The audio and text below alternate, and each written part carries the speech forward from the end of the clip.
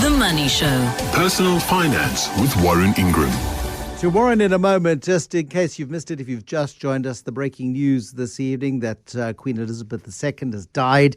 Buckingham Palace has issued a statement confirming her death, just posted the official notice of her death on the railings at Buckingham Palace. Eyewitness News with all of the details of that this evening. Plus, over the next 10 days or so, a huge amount of pomp and ceremony and all kinds of issues that will play out in the United Kingdom.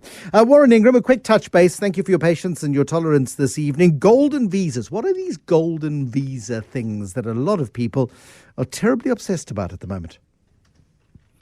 It seems to be a big popular thing with South Africans looking for a plan B, looking for a place to get a second citizenship so that if something happens to South Africa, as the story goes, that they are able to move to another country and carry on living and working in another place.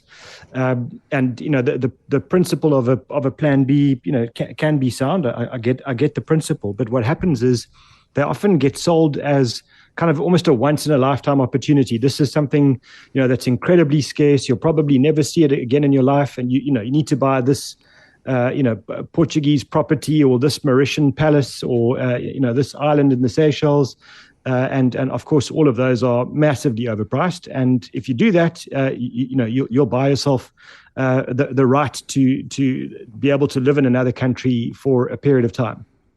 And it is an obsession, and these things don't come cheap. I mean, they come to the tune of hundreds of thousands of dollars, millions of rand, in order to buy this perception of security.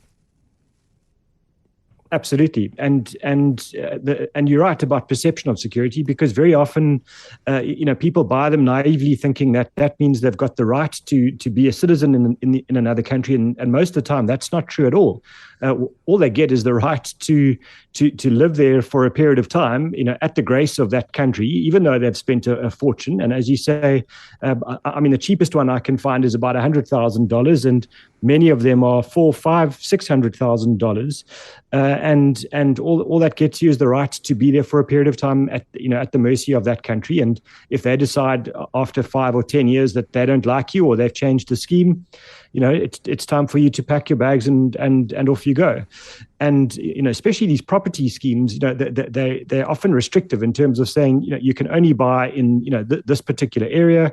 And when you look down the road, and down the road could be 50 meters away, same view, same piece of beach, et cetera, the properties are worth half.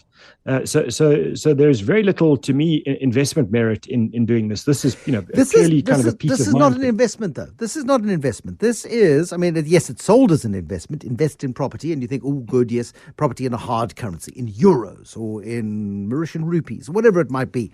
So you go off and you make this purchase of an asset, which may or may not hold its value. You may not be able to sell it to the next person who comes along. I know that there are some schemes, however, Warren, that do offer a permit to stay, and with the possibility then of getting a passport, of acquiring citizenship later on, provided, of course, you fulfill the T's and C's of the arrangement.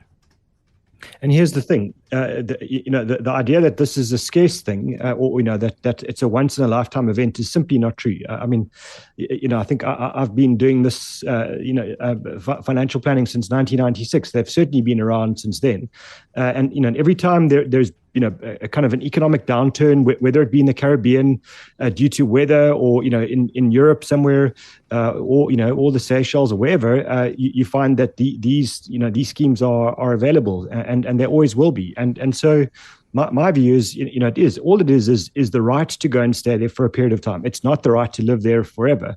And it's not security, as far as I'm concerned. Security is build up a big investment asset, overseas, build up a big portfolio in a hard currency, by all means.